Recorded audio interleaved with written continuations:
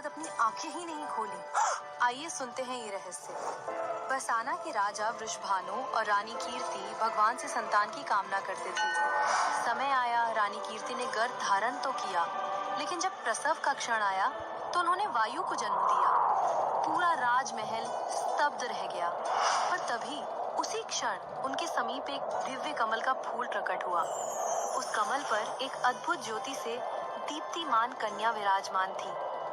वही थी श्री राधा रानी। लेकिन जन्म के बाद भी राधा जी ने अपनी आंखें नहीं खोली। माता पिता और पूरा ब्रज चिंतित हो उठा कि कहीं ये कन्या नेत्रहीन तो नहीं। फिर एक दिन यशोदा मैया अपने बाल कृष्ण को लेकर वृषभानु जी के घर पहुंची। जैसे ही उन्होंने नन्हे कृष्ण को राधा जी के पास पालने में सुलाया तो अद्भुत चमत्कार हुआ।